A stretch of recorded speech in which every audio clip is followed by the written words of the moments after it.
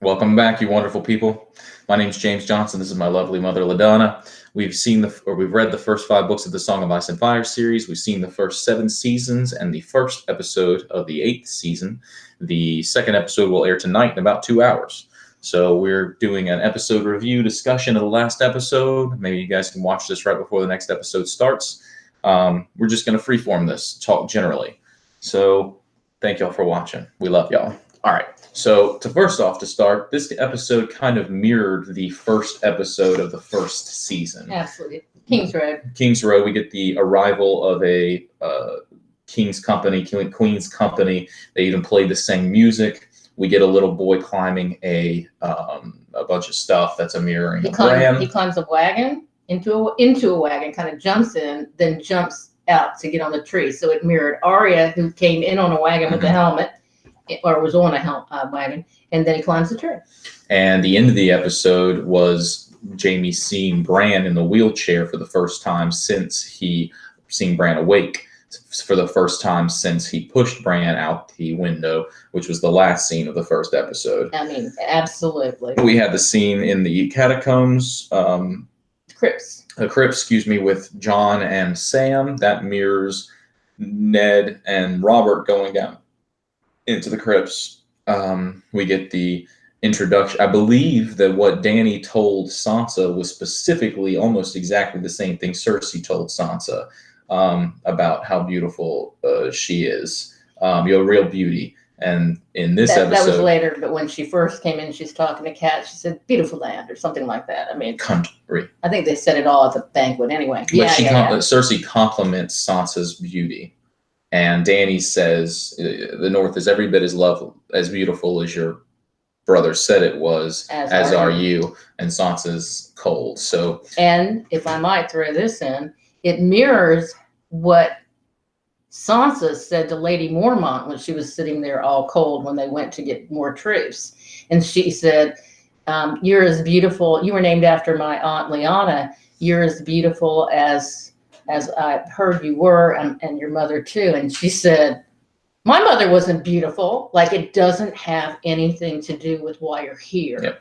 And that moment, I don't think was lost upon Sansa. Certainly not. Like, we've got bigger things to deal with, and my beauty has nothing to do with this. So just generally, it had a lot of tie-ins. And again, we're freeforming this, but one of the most pivotal moments I thought of this episode, there were a lot of people.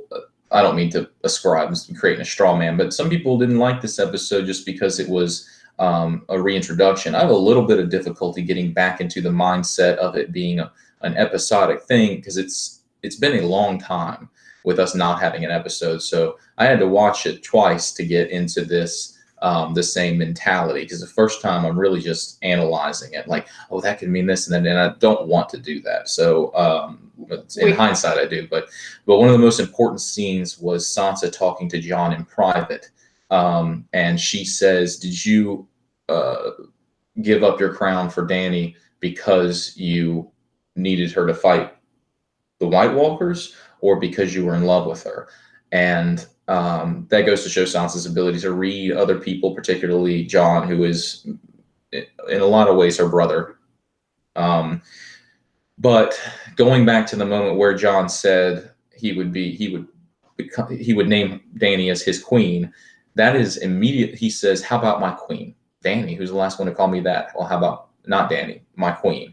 That happens right after Dany says she'll fight with the North to kill the White Walkers. She'd already pledged it. She'd already pledged herself to fight for the North. Now, there's a lot more discussion that could be said about how much that is guaranteed without fealty by Jon.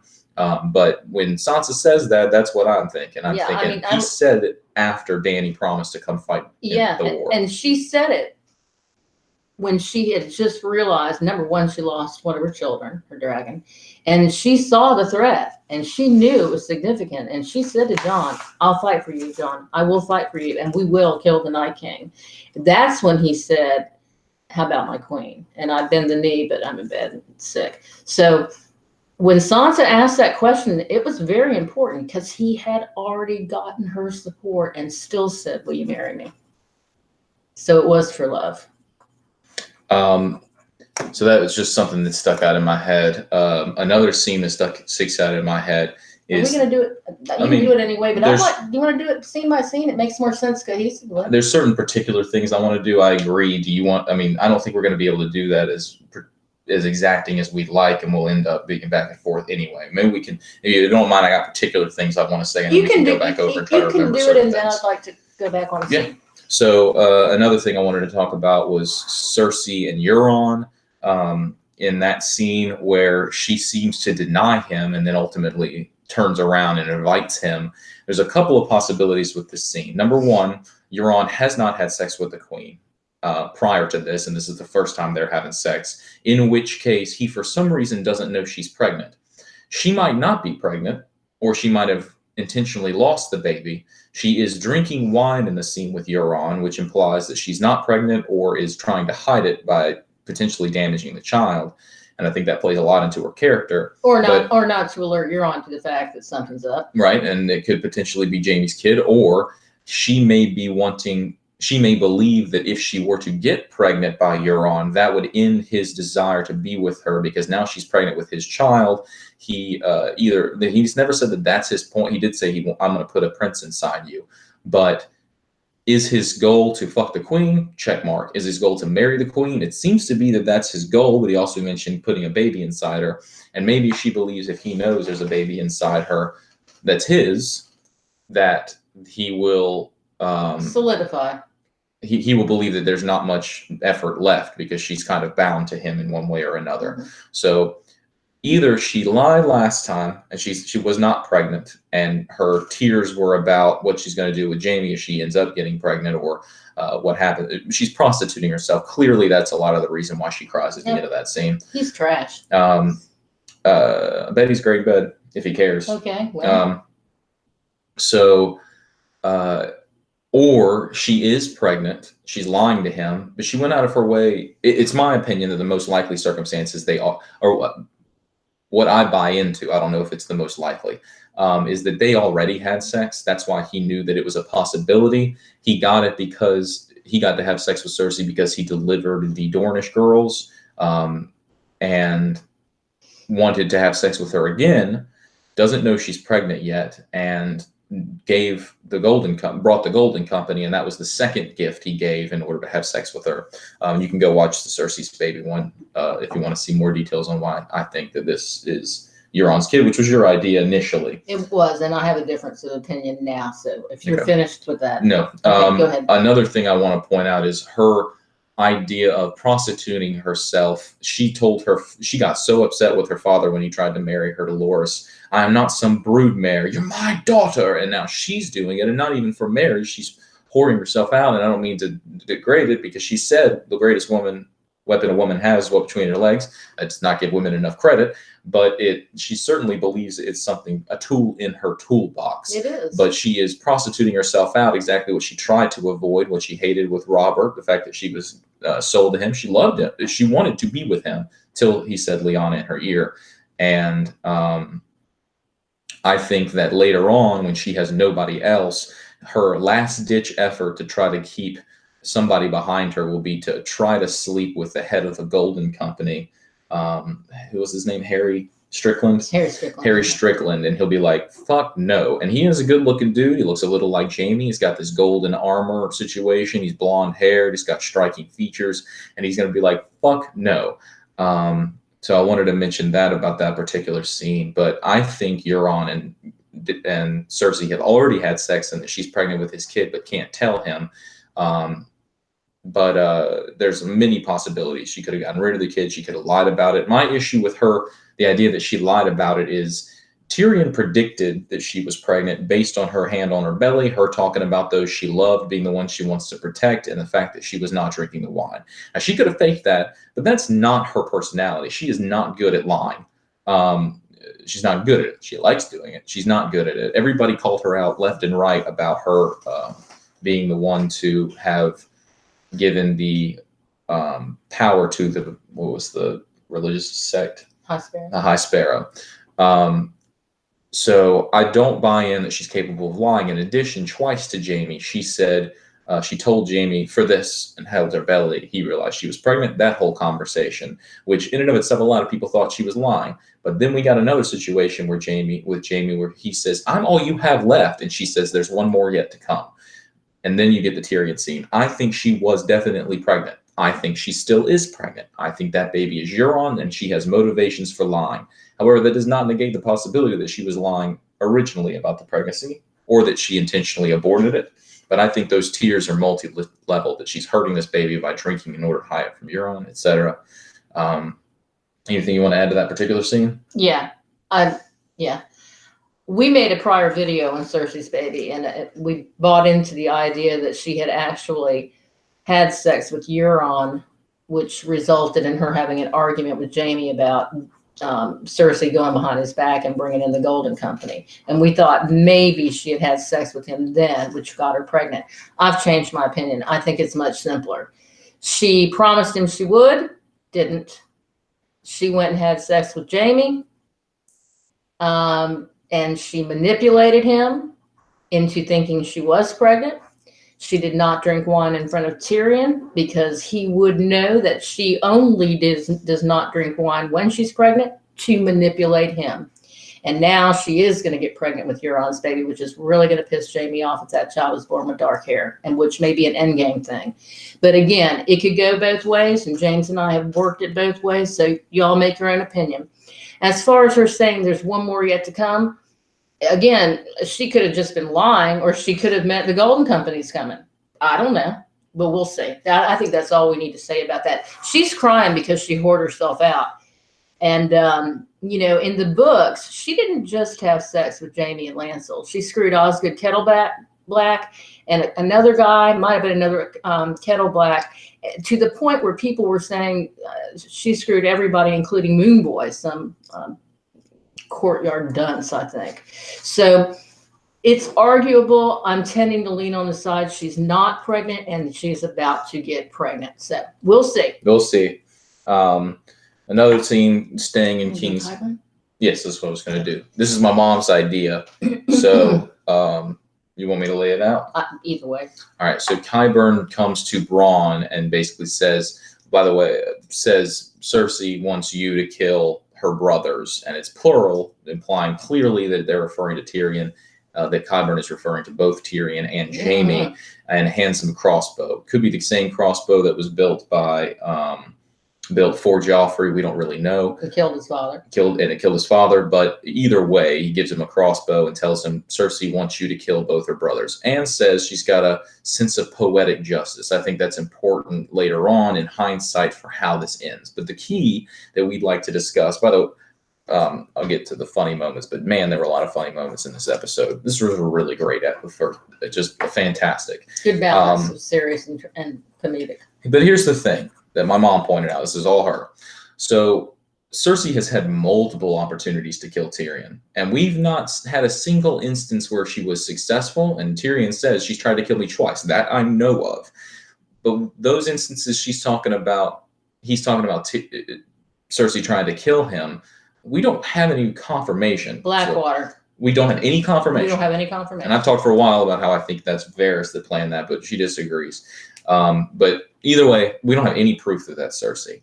But in the last episode, not 8-1, but 7-7, she had an opportunity to kill both Tyrion and Jaime in separate instances and outright did not do it. One was Tyrion saying, "Do it. I'm the reason you've lost your dad, your mom, your children. I've wanted to kill you more times than I can count. Do it." And she can't do it. Then there's the scene with Jaime where she says, "No one walks away from me. Are you going to order him to kill me?" She nods. He pulls the sword, which they must have had some kind of conversation before where she's like, "When I nod, pull the sword. Don't fucking kill him." But anyway, he says, "I don't believe you." And he leaves, and she doesn't order the mountain to kill Jaime. So we also have the scene where Cersei goes to Tyrion when he's recovering at Blackwater. He's got the two sellswords or his Kingsguard with him, and Bronn comes up and tries to get in the room. Yeah, I'm just cutthroat. Yeah, and Cersei said, "If I really wanted to kill you, Tyrion, do you think this door would stop me?" So multiple instances where Cersei's had an opportunity to kill Tyrion and Jaime.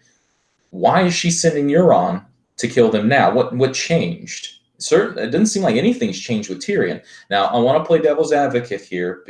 I'll play devil's advocate at the end. But the theory for this goes, and again, it's Mama's idea, and I'm buying entirely, is that Qyburn wants to isolate Cersei because she is the entirety of his power derivation. And what did he say in that scene? He said, I thought I would die poor and homeless when they threw me out of the Citadel. And she gave him everything that he has, made him Hand of the King, if I'm not mistaken. Is that right? Hand of the King? Yeah, Queen. Hand of the Queen, sorry. And if she goes crazy, or if her brothers come back to take over, if they survive the North, he's got a problem. So this is his game. This is his climb. This is his Game of Thrones to protect his interest. Agreed. And I don't think Cersei has any idea he's doing it. No, and Bronn, and who's left? The Mountain, Euron, Qyburn, the Golden Company. It's almost like a High Sparrow move. There's really not a lot of. There's not a whole lot of people left, and with Bronn gone, there's even fewer. Euron's leaving again. The Golden Company's going to have an assignment. There's really nobody there but Qyburn. And I mean, Bronn could do it. Littlefinger shows up. But I think his arc was when we had the showdown, in a nice way, between he and Tyrion in the Black Cells. When Tyrion says, "Fight for me," he says, "When have you ever fought for me?" Yeah. He said, and he also had a scene. He also had a scene in Blackwater where they met before they went to war, and Bronn hands Tyrion the axe and says, "Thanks, my friend." He said, "Oh, we're friends now." He said, "Yeah." And he said, "Well, money isn't everything." And Bronn's like, "Well, I want a castle." But just because I pay you for your services doesn't mean we can't be friends. Right. So I think that's doesn't diminish our friendship. Enhances it, really.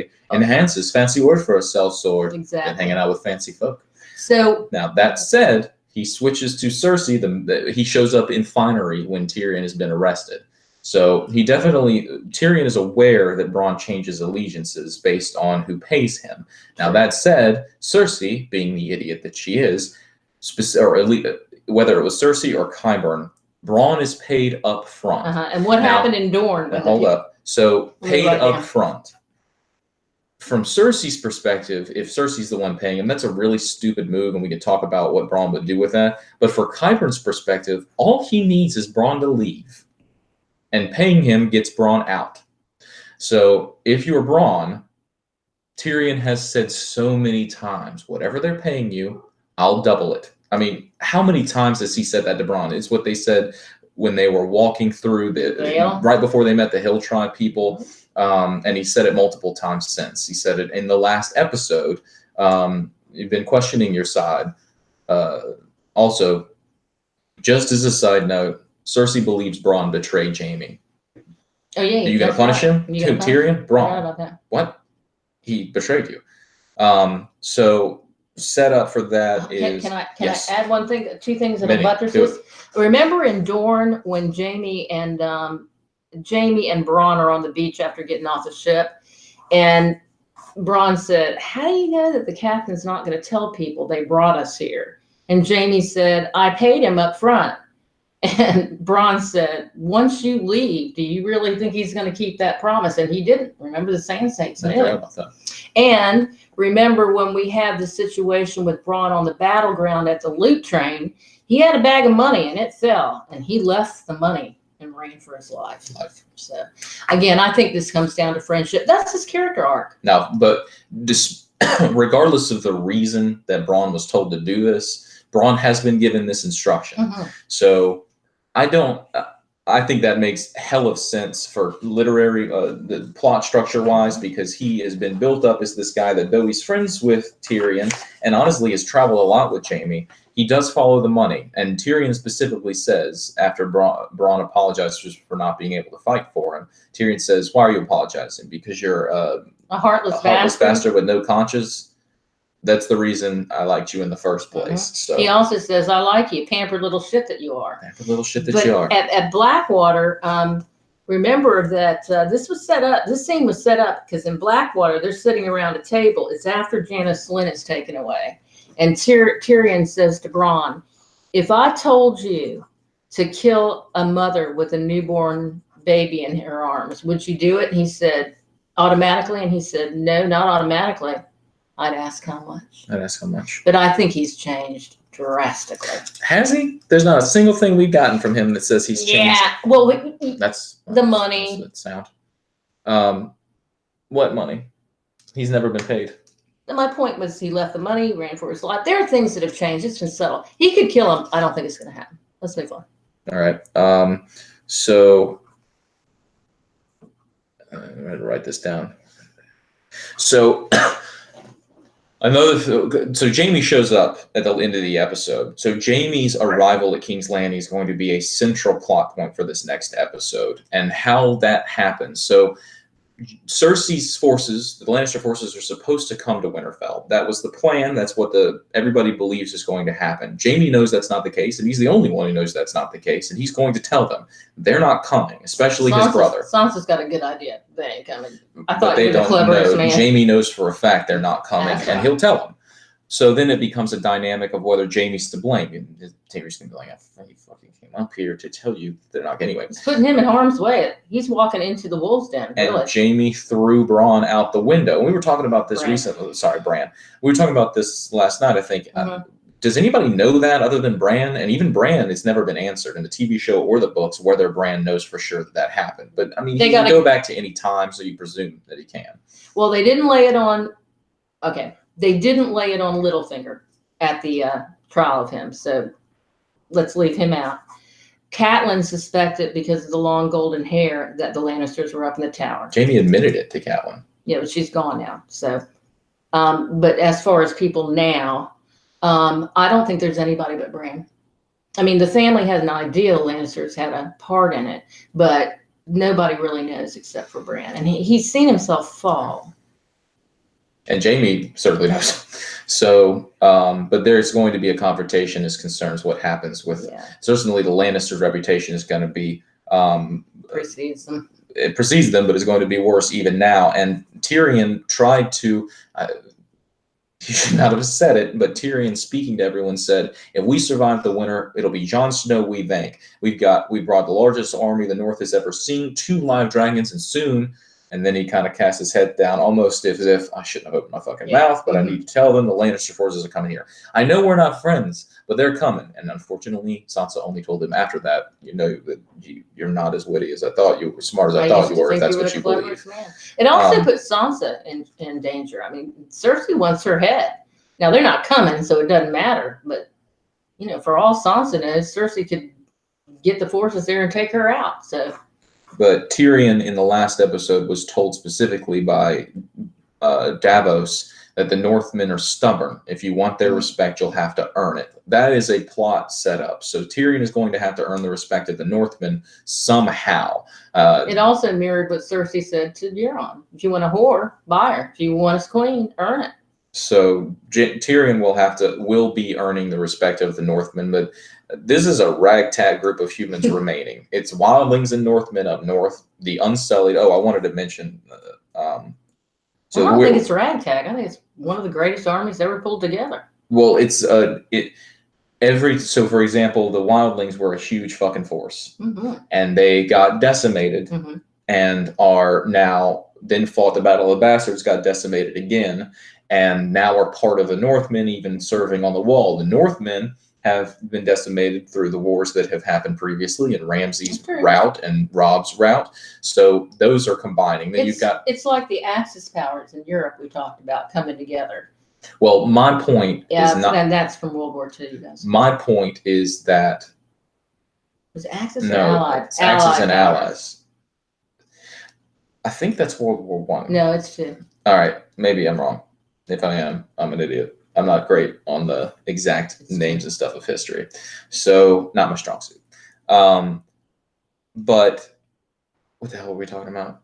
Oh, my point is that there are so many of these groups that are bound together have lost so many of their own forces that the ability to recognize your own people over everyone else becomes slimmer and slimmer. You need to wear the same armor now. You're fighting together. The ability to differentiate between Northmen and wildlings, and that's my point. It's a ragtag group that they're blue eyes. So, what's the point of that? Because everybody's fighting together until they turn into a white and they have blue eyes. Right, it's the light of living. On an interesting note, I think that could have gotten overlooked when everybody is at the very beginning, when all of the troops are arriving, and we get all these great reunions in different ways. When Missandei and Grey Worm roll up into what is apparently Wintertown. Wintertown, that small town outside of Winterfell. That's where Brienne was in a building watching for the candle to Brienne. They get very odd looks from the people of Winterfell. And that is really, if I'm not mistaken, the first arguable racism. I mean, races are differentiated a lot in this, but the first time we get somebody looking at someone and judging them based on the way their skin, I mean, what else is it? It's their skin color and their hair and the way they look. I thought that too. It certainly is xenophobic. And that's right before it switches, and they said, John says they're just trusting folks to Dany. It absolutely came across as that way, and I loved it because they kind of looked at each other like, man, we are all alone here. Yeah. But then they also did it to Dany, so that buffered it a little bit. It was more, everybody was an outsider. I mean, the Dothraki are clearly kind of Middle Eastern looking. Mongolian. That's what I think. Mongolian. They're taller, way bigger than Mongolians. Yeah. Anyway, it doesn't matter. I mean, we didn't get a chance to see the crowd react to them, but we did see them look disdainingly against Dany's silver hair, and also, of course, because John turned him in and says they don't like it. They're suspicious of outsiders. I didn't get the impression that was about the hair, just the fact that she's a different queen. But the point remains. And also, as far as Missandei and Grey Worm are concerned, that works both ways. Imagine being like Missandei and Grey Worm from Essos. The Northmen are the first men. They've really never seen first men. That first men blood, the dark hair, dark eyes, the light skin. Everybody here looks different than everybody that Missandei and Grey Worm grew up with. In the same way, it works both ways. Not to say that Grey Worm and Missandei are racist, but no. Here's what I'm trying to point out. Can I just say this? Let me finish my point. Okay. So my point is that clearly Grey Worm and Missandei are suffering what could be argued is racism from the people of the North, certainly questioned because of their differences, which is the seed of racism. Well, but I just wanted to point out that for Missandei and Grey Worm, the look of the people of the North is different from anybody Grey Worm and Missandei have ever been with.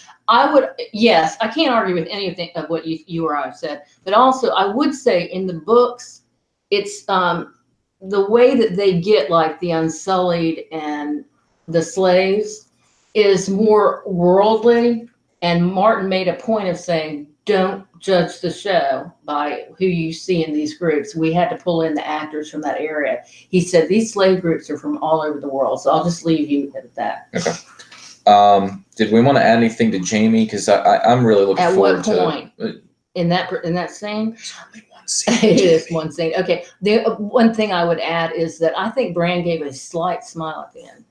And I thought that Nikolai Coster-Waldau's acting in that 3-5 second interaction was like he just entered his own personal hell. Like, I've got to make amends. I made a terrible mistake. I did it for a woman who has tried to kill me. I threw a baby out the window. I mean, everything washed right over. It was like seeing his life before his eyes. And we are going to get somebody saying the things we do for love, or the things I do for love. Somebody's going to be saying that, whether it's Bran saying it to Jaime to like recall what happened before, and it'll be Bran saying it, in my opinion. But the point when he says it is irrelevant.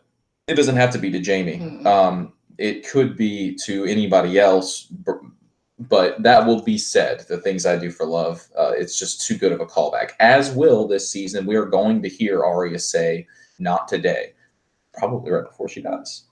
Well, let's not go that far. I disagree. But I don't go that far if I feel like it. You can go that far if you want to. But as far as the Jaime scene, obviously Jaime is in a lion's den, a wolf's den right now. I mean, he's got people who are going to be for him, and we've got people who are going to be against him.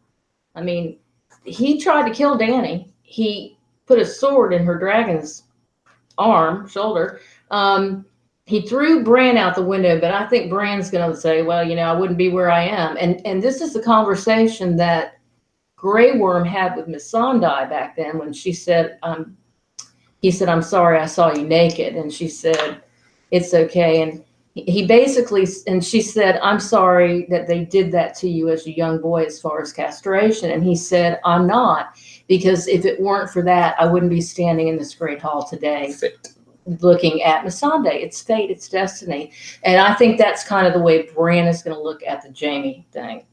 But he's got people for him too. He's going to have Bran talking good things about him. So it's going to be an interesting mix of people for and against. And to talk a little bit about Jaime and the reunions, clearly Jaime and Bran is a huge deal, but also Jaime and Brienne are.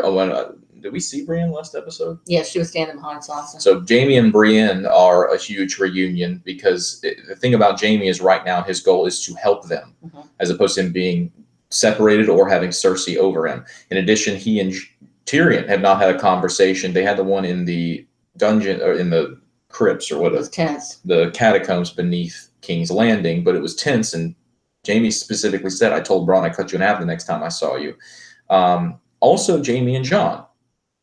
Jaime in the first episode talks to Jon before Jon leaves for the wall. And later on, Jaime tells Jon, he's almost making it's his pompous arrogance. It's his arrogance, but he's giving good advice. He's telling Jon, do you know what you're doing? You know what you're doing? And it's the same thing that Jon's uncle told him. And you may not give it up if you knew what it meant.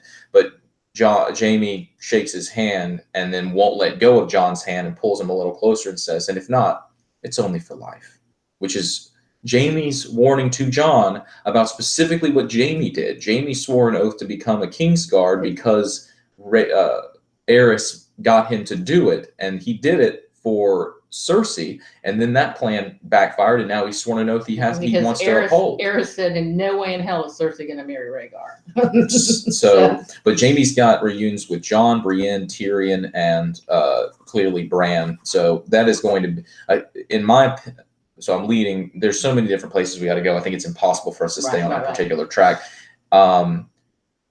I want to skip forward. So since we're talking about Jaime and Cersei and them, I want to skip forward real quick. So in the scene with the Umber Boy, where we get that whole scene, let's talk about that real quick. What a great jump scare. They did a great job of distracting us. We got Tormund with the kid behind him, cut back to Ed, then cut back to Tormund, and then the kid's eyes open so we get long enough. I really thought that kid was about to stab Tormund. But in that scene, Tormund said the knights, which means the night, this means, so Ed left the wall and came down, and Tormund and Beric left the wall and came down, and they met at Last Hearth, serendipitous. One from Eastwatch, one from Castle Black. And we don't really know where they came down because Eastwatch was destroyed. I think that Beric and Tormund and the few that survived went further down the wall. Well, you can look at the map. You can see where they are. So wherever they went. Point is, Tormund says the Night's King is between us and Winterfell. And Ed says, we've got horses from the wall. And Tormund begins to say something about using the horses when the Umber kid screams. So it's my opinion that during this episode, Tormund and Beric are going to come down to snap us out of all the drama that's occurring at Winterfell. Jaime's arriving, Bran accusing Jon's dealing with his heredity. All of this, and we'll talk more about it with Sansa and Dany, all of this strife that's now occurring at Winterfell. Tormund and Beric show up. Tormund, Beric, and Ed show up at Winterfell on horseback, having rid straight there and gone around in order to avoid any potentials with the Night's King, and say, cut it out now, because it's happening right now, which is a throwback to... It scared me, really, because I see it coming. Yeah, and that is and that's why Bran in the previous episode was saying, we don't have time for this. It's happening. And then I imagine Bronn, all of those people, Tormund, Beric, and Ed, coming down and being like, now, we need to get ready right now, and that snaps everybody out of this. So the tension's not resolved. all of the tensions are built up and there, and before we can get any potential release, whether that's good reasons or bad reasons, the war comes, which is kind of the point of all of it. This war is more important. It also may be because of the tensions that this war is continuing. But let me just paint this last little picture. No, you're doing great. This moment is happening where we all need to get ready, and we cut to, and I'm saying this based on the trailer. I've tried to avoid every spoiler. I have not seen the preview for the next episode. I try to avoid it. I did see all the trailers once. I think there's 3 of them. And I did see one of the trailers twice with my mom, and I went back over it. So I don't know if that counts as twice. We kind of paused every fucking second to go over it.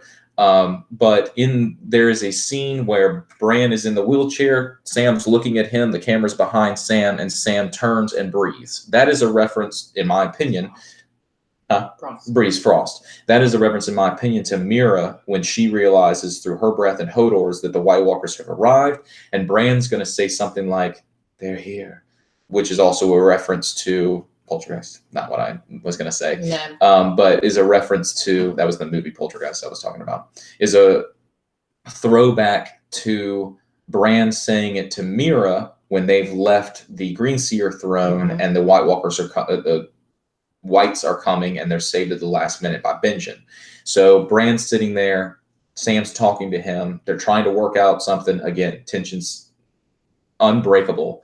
And Bran says they're here. Sam turns and breathes, and we cut to that scene in the trailer let me finish. We cut to that scene in the trailer where the White Walker's horse foot lands.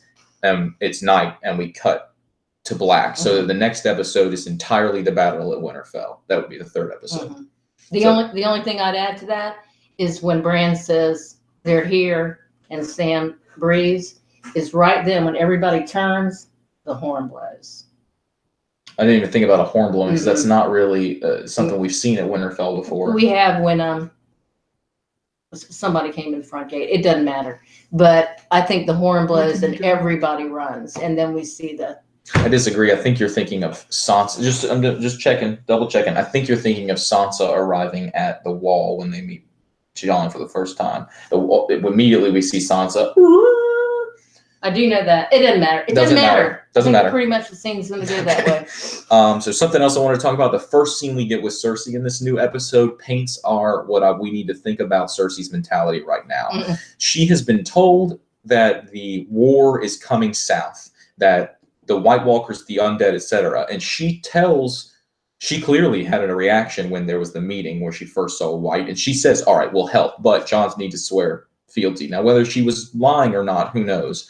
Then when she's talking to Tyrion, she says, "All I could think about was my loved ones and all of them getting swallowed down that dark throat of the White," that she cares about people. She doesn't want the White Walkers and Whites to kill everybody. When she speaks to Jaime, Jaime says, the war is going to happen. And if the dead win, they will march south and kill us all. And if the living win, they'll march south. If we betrayed them, they'll march south and kill us all. So this throws back to her going to Harrenhal to lock herself up, etc. But we're left with uncertainty because she seems to care about the ones she loves, particularly herself. She's a narcissist, and her child, through which she lives vicariously, and the people she can control because they're extensions of herself. In this, so we're left with a kind of a dichotomy. Does she want Dany and Jon to win, but have so many of their forces lost and then come down? And I've suggested potentially that she doesn't care anymore. She believes that she can keep herself safe. So fuck all of those people, just wait out the winter. In the first scene we get with her, Qyburn comes to her and says, "I'm so sorry, my queen, I've got bad news. The White Walkers have broken through the wall." And Cersei says, "Good." That should set our entire tone for Cersei. She wants Jon and Dany and their entire force dead. She doesn't care how that happens. Now, she, in my opinion, believes she hopes she will survive. It's not like fuck them all because I'm done. But that supports her sending the Golden Company to attack Jon and Dany and their company as they retreat south. I just think that we all need to take that into perspective. Cersei wants to destroy Jon and Dany's army, regardless of how it affects everybody else. I would like to add this in there. We've made a videotape about Harrenhal and that being potential refuge for people. But watch that. I'm going to go into great detail. But I want you to listen to me, Jamie, because we didn't discuss this. Mm-hmm. If Euron does what he said he was going to do in the dragon pit, which was a ruse then, but he could do it now, that he goes, F it, I'm not helping you fight these people, whether it's the force of living men from the north, or if it is the White Walkers coming. If Euron throws his hands up without Cersei knowing it and going and getting back on his ships and takes Harry Strickland with him, Cersei is effed. I mean, nobody is there. And isn't that what we kind of always thought? She'd be alone. Yeah. Especially Littlefinger. We'll go. You can watch the Harrenhal episode to talk a little bit about that. Another thing I wanted to talk about was Yara and Theon, or it's Yara in the shit show. Yara and Theon. That seemed a little bit anticlimactic for me because we got the release of Yara like at the snap of a finger by Theon. So clearly that is not their end game. I mean, that goes without saying because we watched it happen. But I was kind of the opinion that would be the full round of Theon's arc, whatever happened with him trying to capture Yara and taking on Euron. Instead, Euron is still set up as this having ties to Theon and Yara and being this big bad evil guy from their perspective. And we have Theon standing up as we saw at the end of the last season, fighting everybody and realizing that, I mean, once you're hurt to the nth degree, what is pain anymore? He may not be the best fighter, but what does it matter if you're beaten to death if you've already suffered pain 10,000 times worse? And Yara believes that he's back. She punishes him for abandoning her by headbutting him in the face, but then it picks him back up.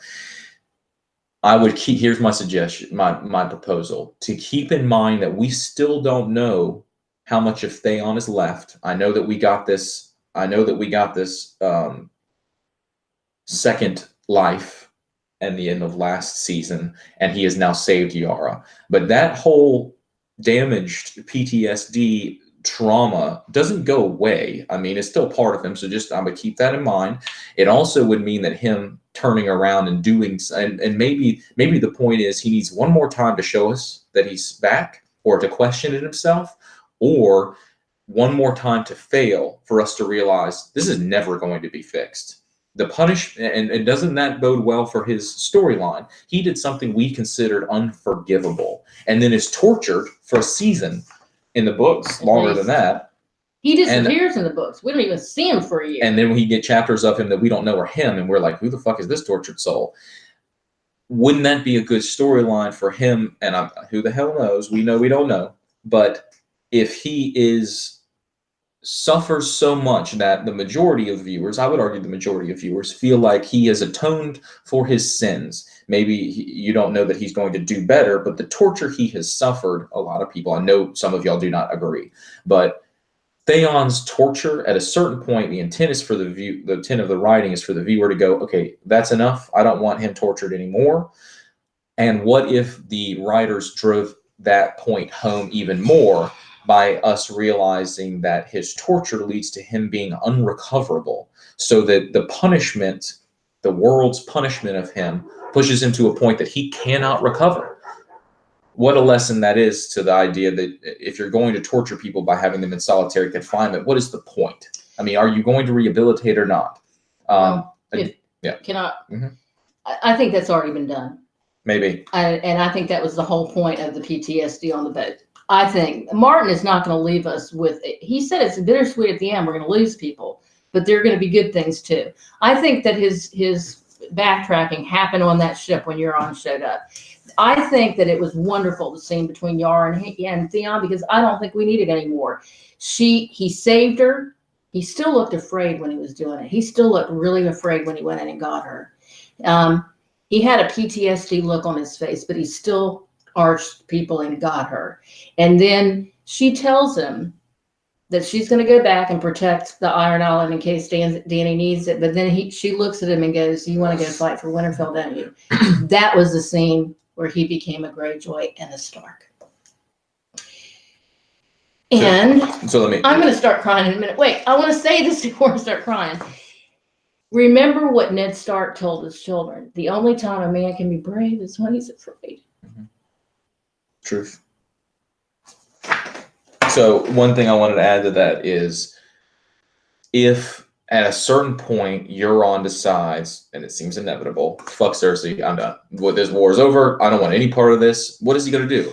Exactly what he said previously, which is, I'm going back to my island to be safe. And Yara's story in this last episode is set up that she is going back to Pike, the Iron Islands, in order to specifically hold it for Dany in case she needs to go there. So consider that near the end, then we've now set up a naval battle to occur on the Iron Islands. Euron is going to, and I'm not saying it'll happen. We don't know. We don't know anything. So, but we know Yara is going back to the Iron Islands with the intent to hold it for Dany in case she needs it. And we know that Euron is likely to head back to the Iron Islands if he believes that this is over. He's certainly not going to fight in the final battle under the belief that it's necessary to save the world, because he has the Iron Islands and fuck the world, and life is boring. Life is boring. So also adding the battle at Pike has also been built up throughout the seasons because of what happened previously. Jorah talks about seeing Thoros ride in with his sword, and he's like, I don't remember any, but I was super drunk. And somebody also, when Jorah is at the was being sold with Tyrion, they misread the history, but they do reference the battle at Pike, although they screw it all up. That was the battle when Balon Greyjoy rose up that resulted in Theon becoming a Ward of the Starks. The only other thing I would add to your scenario is those sellswords, we've already had this foreshadowed. Those sellswords, look what happened to Stannis when he screwed up. They abandoned him. So they're going to go with Euron, or else they're going to go back to Essos. Not with Euron. They don't want Euron. They hate you. They want to go home. Okay, they'll go home. But I mean, they're not going to be with Cersei. Yeah. Well, you did specifically say they'll go with Euron. So I'm just making sure they're not going with Euron. They'll go home. And that was played out already. The idea that they don't want chaos. The Golden Company, though, sell swords. They want. They want to win. I'm exaggerating because I don't really know, but they want instructions and they want guarantees and they want information. They're not chaotic in the D&D sense of the word. They are lawful, neutral. But if Cersei, it was set up with the bet, like we lost only a few on the ships over here, and Euron says, "Oh, they cheated at gambling." Or did I cheat? Yeah. It doesn't really matter. They were bad fighters because he beat them. Harry Strickland wasn't happy about that. They don't want chaos, and Cersei is going to get more chaotic as this goes in her desperation and insanity. So when they leave, if they don't get straight up trapped, and I think this would be a good storyline too, without the ships to head back to Essos, they are now trapped on Westeros and must either fight or die. Now they're like, and I think that's a really cool idea. You guys sell swords from another place to come to this location, and they end up becoming part of the genetic populace, if not only because they have sex with people in the area, prostitutes, for example, but they get literally trapped and are now fighting a battle that was not theirs but becomes theirs. Just think it's something worth thinking about. See what. I don't think there's going to be a battle at Pike. I think it's been. We'll see. I don't know. I don't either. But the battle at Pike has been set up a lot. And Euron is likely to, I already said it, we don't need to redo it. Cool. So one random comment I want to say, I want to talk about funny moments, but we can save that for the end. So one comment I want to say about Dany joining the Night's King, just a split second moment. Dany and Jon are talking in front of the window, and somebody, I think Dany says, we could stay for 1,000 years. And not in front of the window. Waterfall. Yeah. We could stay for 1,000 years. We'd look pretty old. Something like that. Why did you say that? Was that a reference to the Night King? It was a reference to Ygritte, but I mean, was it a reference about the Night King? We could hide. What do you mean? Do you mean by Jon or Dany, or do you mean by the author, like the writers? The writers. Okay, so I think that it was certainly a reference to Ygritte. We should have stayed in that cave. It's a reference to the Night King in the sense that it's this beautiful. There's beauty in this ice. That this ice is not just cold. There's beauty in it. In the same way that fire can destroy, but there's beauty in it as well. We could stay here for 1,000 years. Dany joining the Night's King. It's foreshadowing for that. I think it's all these things. Ancient mythology, it's a lot of things. So I just wanted to mention that. I also wanted to mention that I loved the dragon stuff. I want to point out what they did this episode with the flying of the dragons. So with Jon getting on that dragon, Rhaegal, named after his father,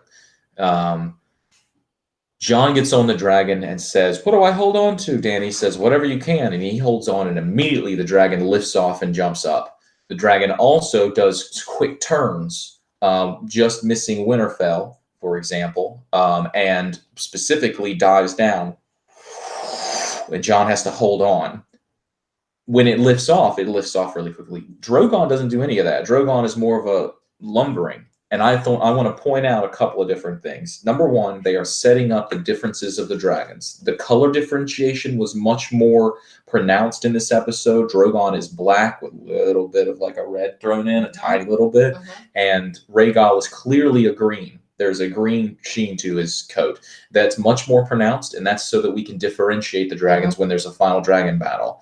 In addition to that, their behaviors are different. Drogon, or their abilities. Drogon is this massive... I'll take care of it. I got it. You're not tall enough. I love you. Drogon is this massive beast with the capability to burn more people than Rhaegal's would most likely, than Rhaegal's fire would most likely. And that is to be compared to Rhaegal, who clearly has the higher dexterity and the quicker speed. When he dives down and goes so fast that we've never seen Drogon do that ever. And when he takes off so quickly. Drogon in the gladiatorial arena, when he tries to take off, has to get a huge head start, and the exact same thing happens above the wall. He did have 6 people on his back at that point, though. He did have 6 people on his back.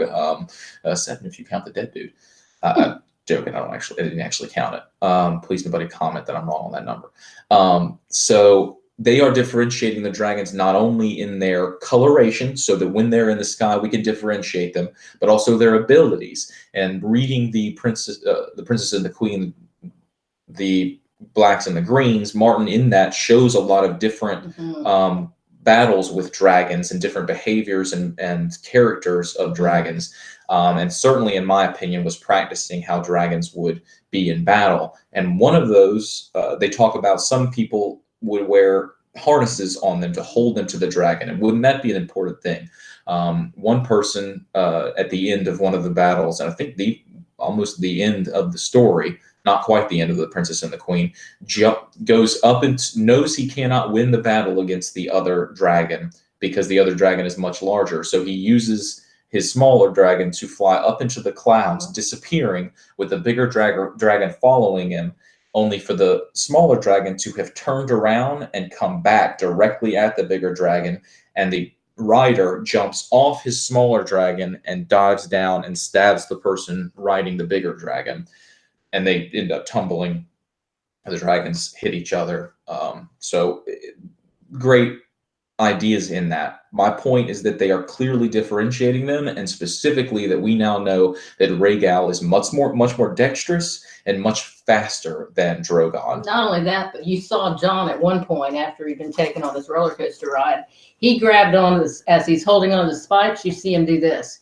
And he uses his body weight and pulls him over. And that's when Dany turns around and goes, "Well, hell." And then Dany turns. It takes her a little bit to turn. Jon did it immediately. More difficult. Exactly. Great point. So that's something to consider. And we are going to get dragons fighting each other, if only to fight the whited dragon. There are going to be dragons fighting each other. And I've talked many times about it being a lancing sort of situation. I only have one thing to add to that. Yeah. And you said the words, I want to talk about the importance of them. I think the most important thing that was said was when Jon said, "What do I hold on to?" And she says, "Anything you can." I think that from the writer's perspective means, what do I hold on to in this life? And Jon has been set up from the beginning of this episode by Arya and Bran in a way through his love for him. And Sansa, you better hold on to your family. And Arya says, "Don't forget that." That is I'm interrupting you if I am. But that line is clearly that line is clearly a foreshadowing for what's going to happen with Jon in this episode. Whatever it is between him and Dany versus his family, or him and the people versus his family, Jon is going to have to make major decisions about his family. But note that conversation occurred before he knew about his Targaryen lineage. So is he family? I mean, I'm not answering that. I just mean it's a question we have to ask. Where does that tie? Where do those ties lie? And that was specifically an issue. Sam had an issue describing who Jon's dad was when he told Jon, your father, your real father, tried to clarify, was Rhaegar Targaryen. And later, my father, Jon says, my father was the most honorable man I ever met. You saying he lied to me all my life?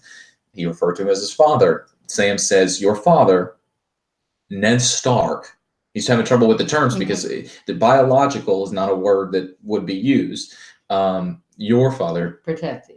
Ned Stark, promised to protect, swore to his sister. So the point is that the family is not clear, but Jon is, by current information, Dany's nephew and the cousin of Sansa, Bran, and Arya. First cousin. Is there a greater allegiance? Him being a Targaryen, he's the true heir,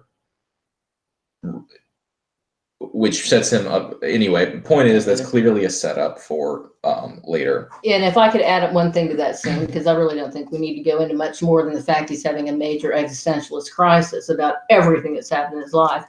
But one of the main things in that scene was the callback to when Jon was heading to the wall, and Ned said, the next time we see each other, we'll talk about who your mother was. And next time we see each other, we'll talk about your mother. And where are they?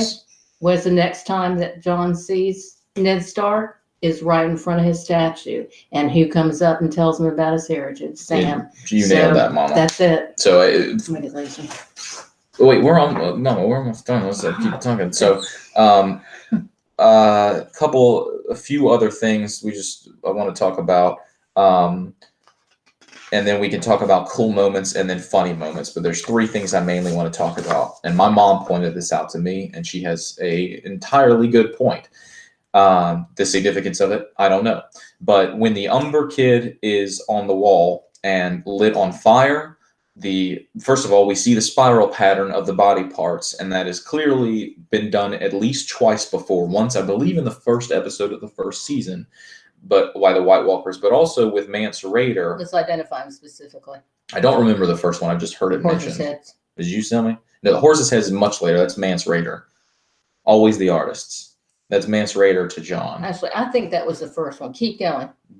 Anyway, keep going. Mance Rayder tells Jon, always the artists. Always the artist. Talking about the horses' heads. And the spiral. Which would be a later season. Point is, we've seen that. It also was at when the White Walkers were created, we saw the pattern of stones was like that. Also in Bran's vision, he goes back to what appears to be the same location that he saw the White Walker creation. Earlier, yeah. And he's with ice, and in the vision where he ultimately gets touched by the Night King, we see the symbol again. But when we see it in the cave, when Jon Snow shows them the Children of the Forest etchings. The spirals are there, and the White Walkers are there as well. So they've been emphasizing the same symbol over and over again. So, and there's also other symbols. We've seen other symbols with them too, but that one is particular importance. But when it's lit on fire, you know what it looks like?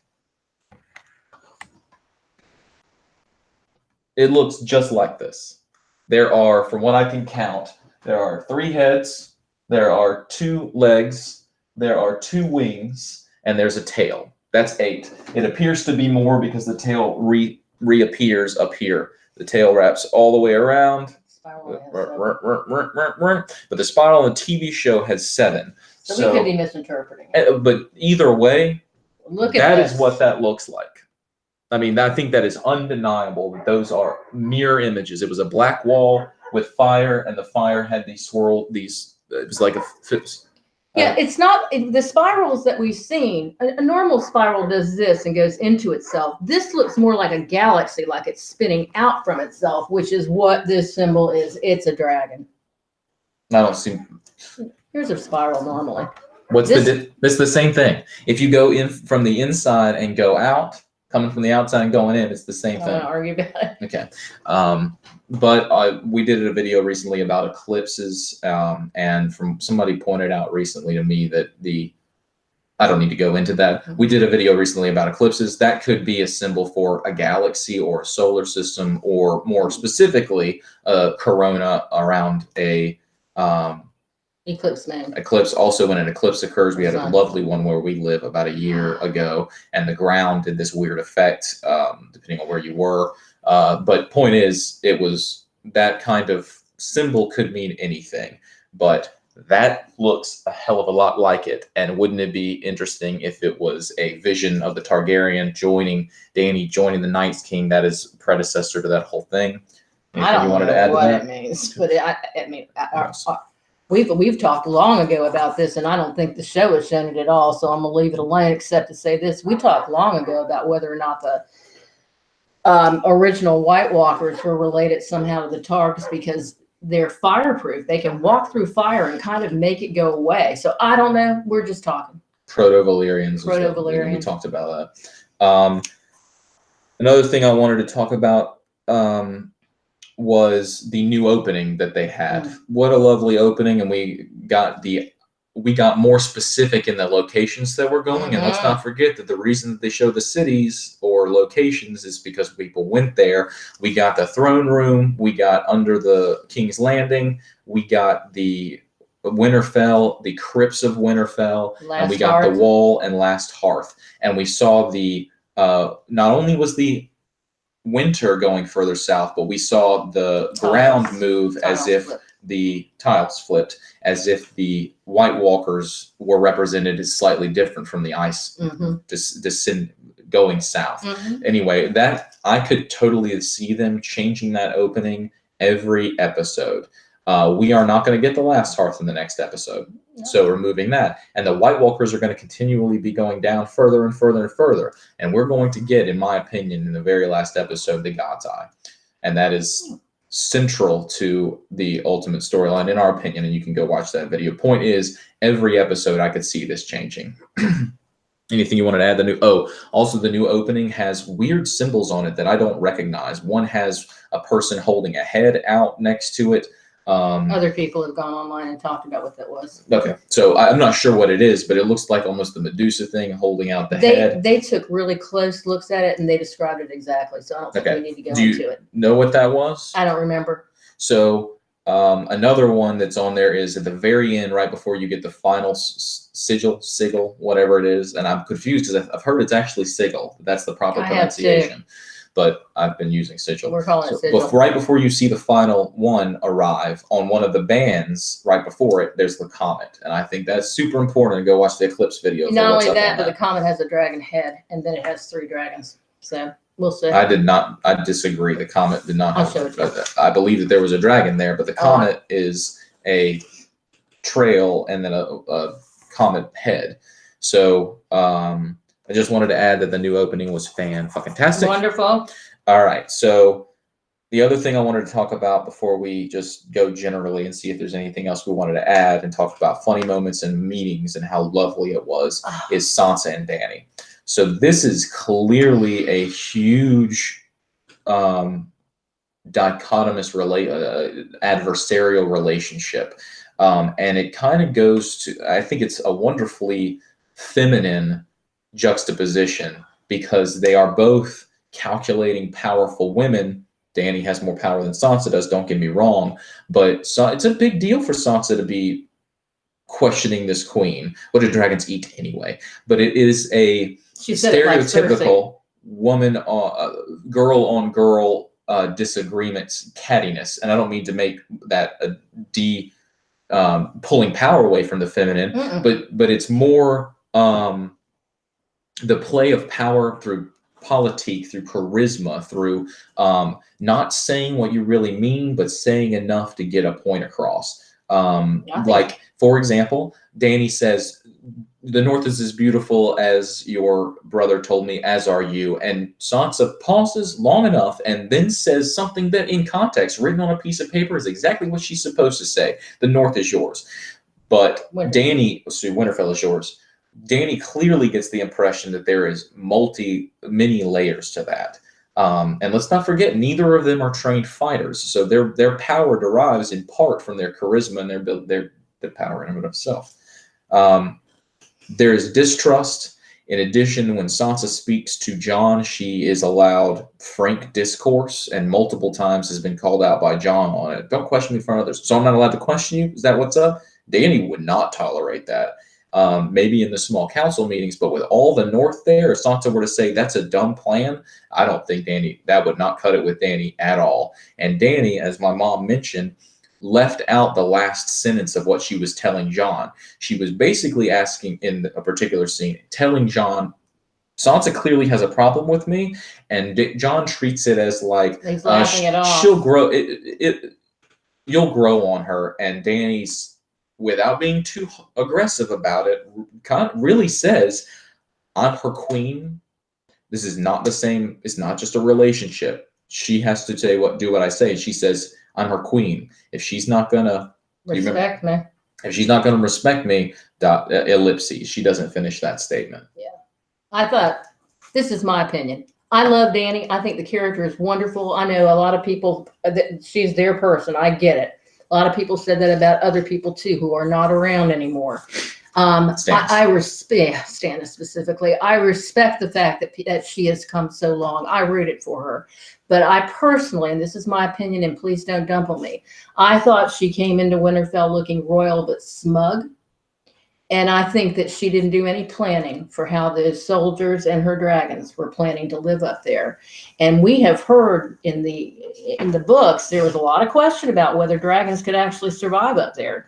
And that was why Harry Strickland said elephants don't do well on a sea voyage. I mean, you got to put them in their proper environment.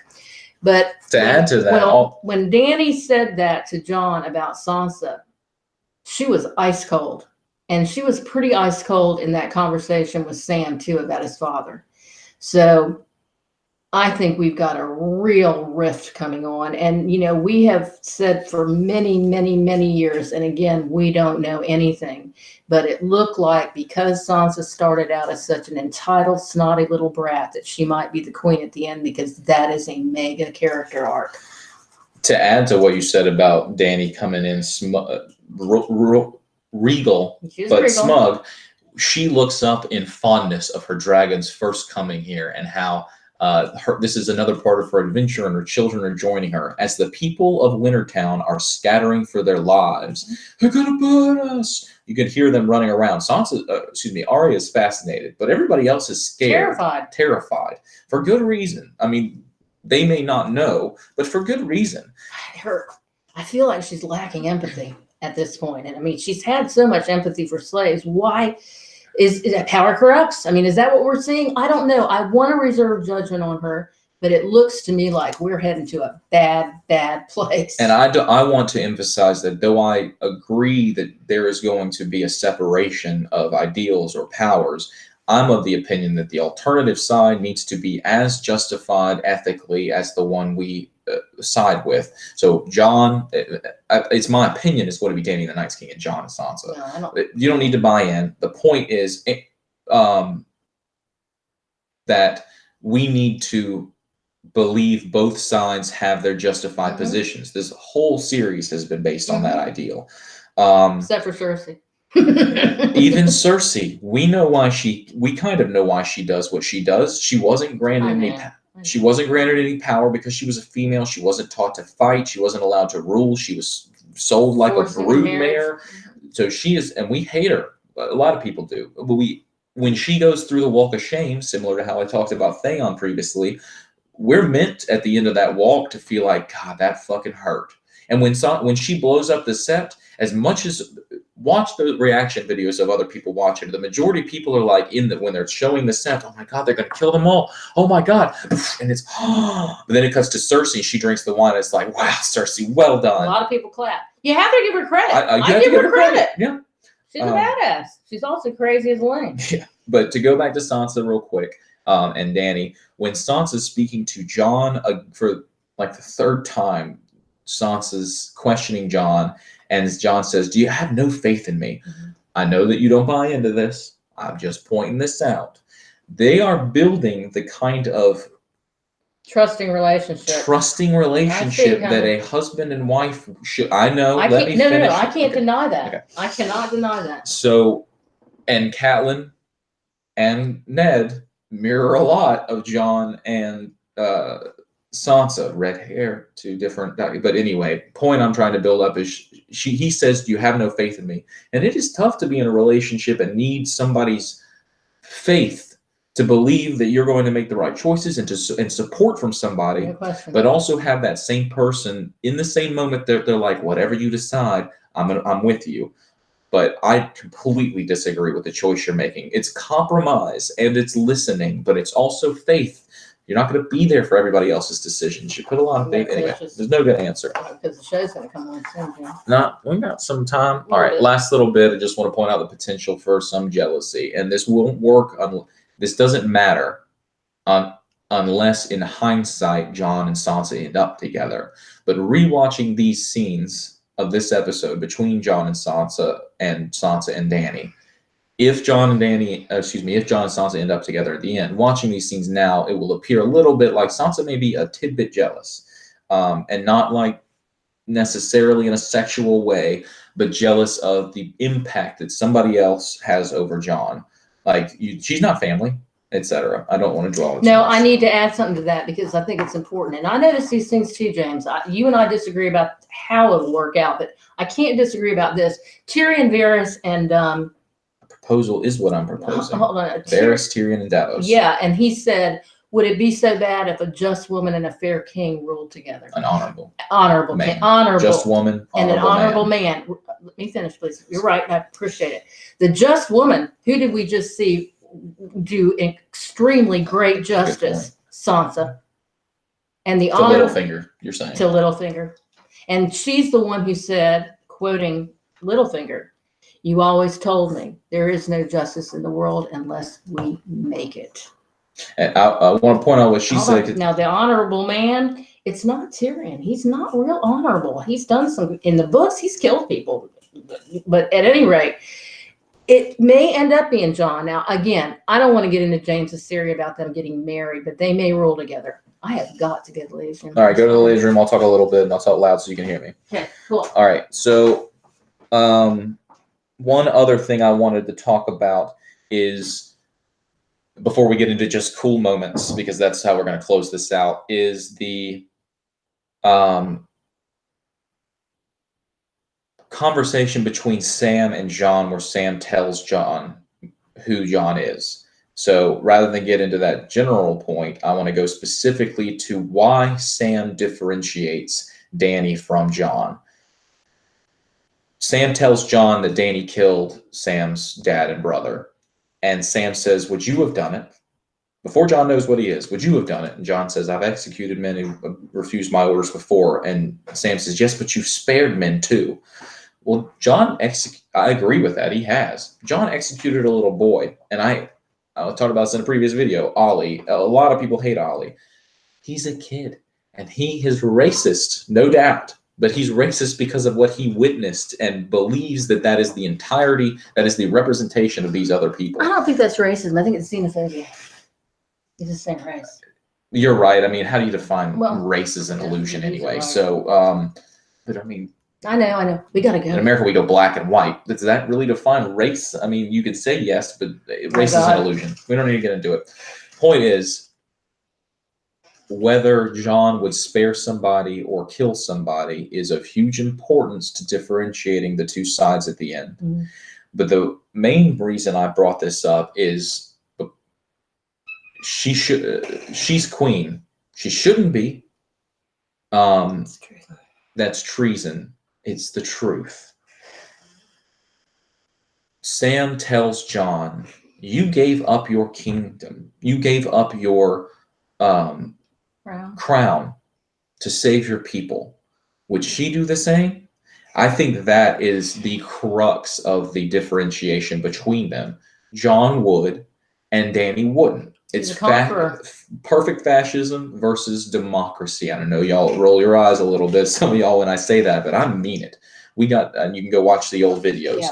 But Jon giving up his kingship for the betterment of the realm is one of the reasons, in my opinion, Bran in hindsight will think that this is a better world. Democracy, that people choose their own leaders, like the Night's Watch, like the Wildlings, etc. Show. It's a show. All right, so that's pretty much all I wanted to say. Make sure I got all this. So now let's talk about cool moments and funny moments. I got to add something. Yes. Because I've been waiting for this for 8 years. The one reunion we didn't see, we didn't see a lot, but the main reunion we did not see was Sansa and the Hound. And if anybody doubts they have a relationship that they need reconciliation on, go back and watch all the scenes together of them. They're on YouTube. They're split together. They have a lot to resolve. Not anything bad, but they've got a simmering, in my opinion, romantic relationship that's about to vault into outer space. And I think there may ultimately be some private moments between them later. It will not happen tonight. But be looking for the interactions between them. I think there's going to be a political tribunal going on, and I think there are going to be some side eyes going on. It'll be similar to, but not as leering as the interactions between Brienne and Tormund. I think that was set up as the foreshadowing for the Sansa and Hound. And if you go back and look at the Sansa Hound scenes before, when she was a little girl, especially like when she was there sitting with Littlefinger when he was pouring wine down Donna's throat to try to kill him, the Hound walks up and you see Sansa kind of give him a side eye, and it's real subtle. Be looking for that tonight. And go and look at that deleted scene between the Hound and Sansa. It's on YouTube. It's deleted. It's not a part of canon. It's deleted. But so, also to point out on the Sansa and Hound thing, the side eyes, there are only particular people that would notice that Sansa and Sandor have any such side eyes, and that would be Brienne and or Arya. Those were the two who would be like, what the fuck was that? And they may look at each other like, what the hell's going on? And the show has gone out of its way to avoid Sansa knowing the Hound's still alive and the Hound knowing Sansa's still alive. We know that Sansa knows, and my mom pointed this out, because Littlefinger says to Sansa at Winterfell that they say about Brienne, they say she beat the Hound in single combat. And you go back and watch that scene, Sansa kind of like recognizes it and closes herself off and continues the conversation, in a way tricking Littlefinger from knowing how she really feels, if in hindsight that it turns out to be the case, but that they are lovers. True, but the implication there was that the Hound is dead because Brienne fought and won. That's true too. So we still don't know the Hound is alive. When Brienne, or Sansa still arguably doesn't know the Hound is alive. When Brienne and Sansa have a conversation about Arya, I saw Arya. She was traveling with a man. Say the fucking Hound. How did she look? She looked good. She looked good. That was it. But no mention of that it was the Hound. In addition, when we go back to Brienne meeting with the Hound at King's Landing during the last episode of last season. The Dragon Pit. And the Dragon Pit. She's alive, you know. Who? Arya. Where? Where? Winterfell. There's not a single mention of Sansa. They are going out of their way to avoid it because they want to build it up, number one, and then number two, they want it to come out of nowhere. So, all right, funny moments and cool moments. We're back into. Is there anything else you wanted to say, Grand? No. Okay. Funny moments, kids. Let's go back to the kids. Umber kid died. I just think it's important that it's a kid that died. We also saw Alice Karstark this episode again with Waymar Royce, and they made a point of focusing in on that before pulling back. She had a big part in the books, not so much in the show, but and she knows the Stark kids from when they were little. God, it was great to see Arya meeting everybody, and specifically looking at the Hound and like standing her ground. You're a cold bitch. You're a cold little bitch, aren't you? I guess that's why you're still alive. It's so tensious until that last line. The Hound's just like, okay, this is why I'm never going to get the affection from you I feel inside as a daughter almost. But respect. Cool. Respect, we're cool. Gendry and Arya flirting. You don't know any other rich girls. Super cute. And then her spinning around before she leaves. And that last little smirk. And he's the one. She's been trained in her charisma, and she's like, you look. I forget what he says. You've gotten better. So have you. And you're like, what the fuck are you talking about, dude? I mean, you look good. Thanks. So do you. I mean, he's just way more bumbling, and it's cute in a way. So she also hands him plans. Those plans, who the fuck knows? Somebody mentioned to me it may be an extendable dagger / It's in the staff. But it's in the trailer. She's holding it. She's holding a dagger that's dragon glass. No, we saw her also there. I don't know. There is a staff. I agree, but there's nothing on the staff.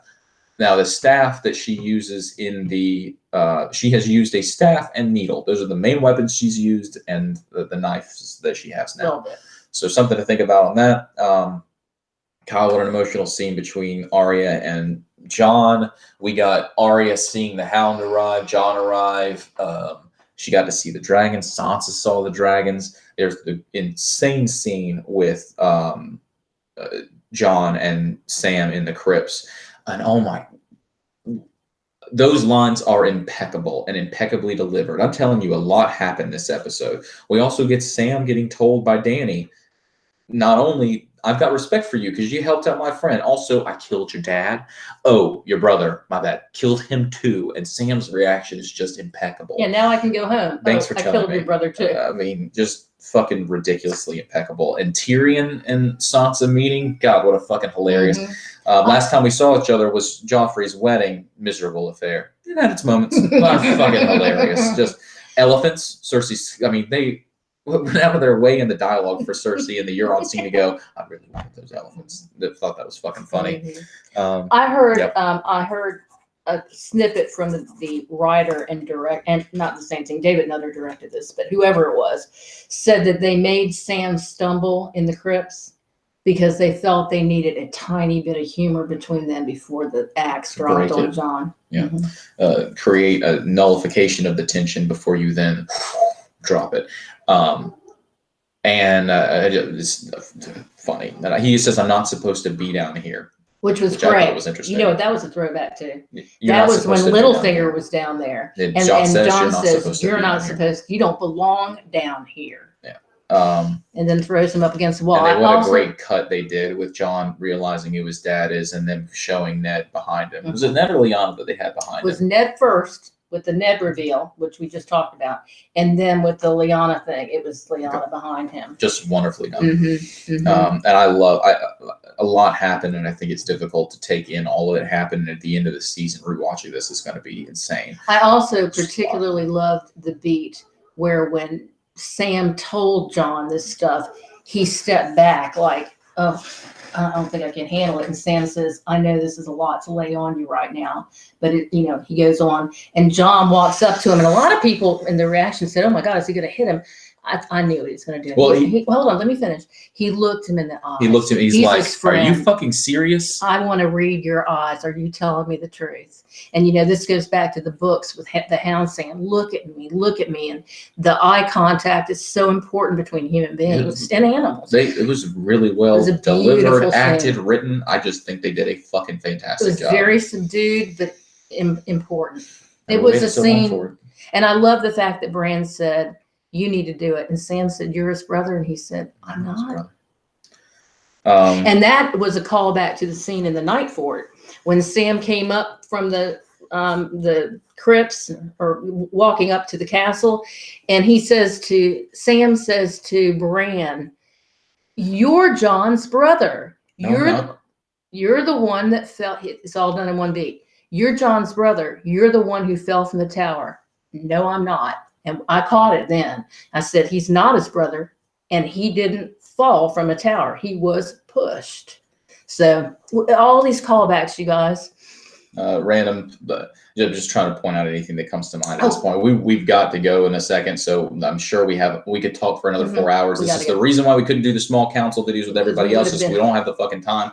And so But Sam was more of he's got blue eyes. I've always had blue eyes. That was a really funny scene. Good. Again, they look like Marines. They hear a sound and that's a really cool scene. That was a great scene. Again, directorially, a little bit of humor before they drop the abomination on us. And it's important to wedge all that in before these fucking final battles, and a lot of people die. Yeah, and I want to point out, I don't think the impact hit people when they watched that courtyard at the last hearth. We caught it. Not that we're wonderful, but there's blood everywhere. We knew there are no bodies. Not a single body. And so they're all part of the army of the dead now. Yep. Except and the Umbers are going to happen. I mean, not the Umbers. Sorry, the Umbers are the last hearth. The Glovers. The same thing's going to fucking happen to the Glovers. They're a ways over that way, though. Who knows? All right. Anything else you want to add? Oh, lots, but we're going to cut it off. Love y'all. Love you. Enjoy this next episode. We'll see y'all soon. Bye.